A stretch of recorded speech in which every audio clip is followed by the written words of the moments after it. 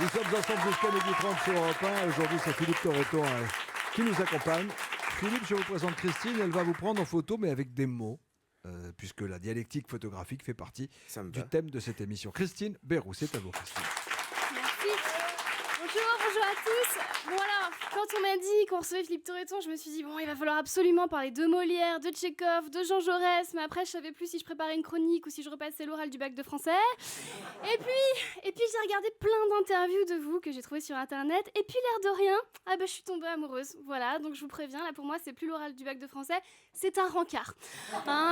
Elle dit ça à tous les invités. C'est pas vrai, vous savez, là, je frôle le malaise, comme à chaque fois que je suis face à un homme beaucoup plus cultivé que moi.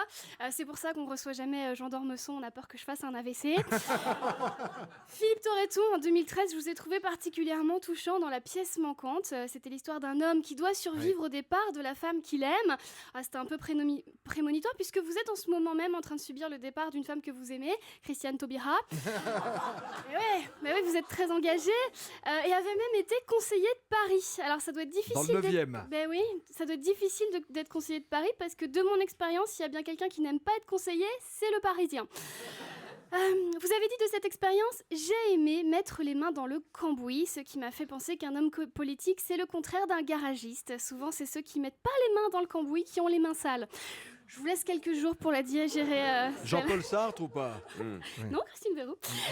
Philippe Torreton, vous êtes une de ces rares personnes qui ont le courage de leurs opinions. Par exemple, parce que vous étiez en colère, vous avez écrit de très belles lettres. On en a parlé à Gérard Depardieu, Jérôme Cahuzac, François Hollande. Alors, petite supposition, votre livre préféré, ce serait pas Les Liaisons dangereuses, par hasard?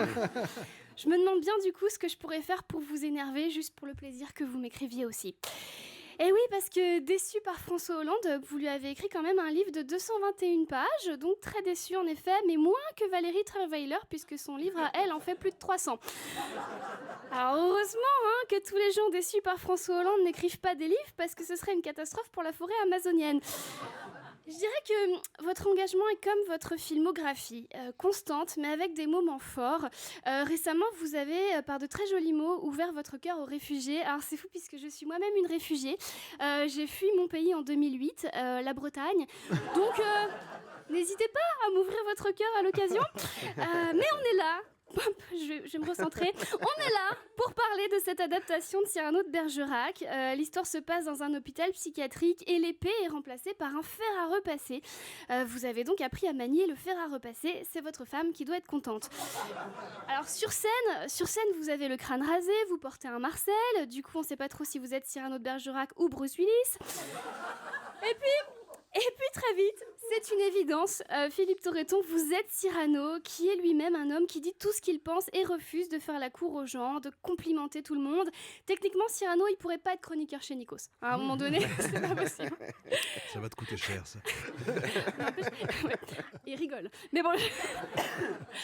En fait, Philippe Torreton, ce que j'aime chez vous, au-delà de votre jeu d'acteur, bien sûr, c'est un état d'esprit que j'ai trouvé résumé dans la présentation de votre livre, cher François. Je vous cite « J'ai de la peine à voir le monde tel qu'il est et me dire que c'est comme ça. » Eh bien, cette peine, cette force d'engagement et surtout cette empathie fait de vous quelqu'un de rare et de fabuleux. Sachez que je voterai pour vous en 2017. Merci de votre attention, Philippe Torreton. Je vous aime. J'y penserai. Merci.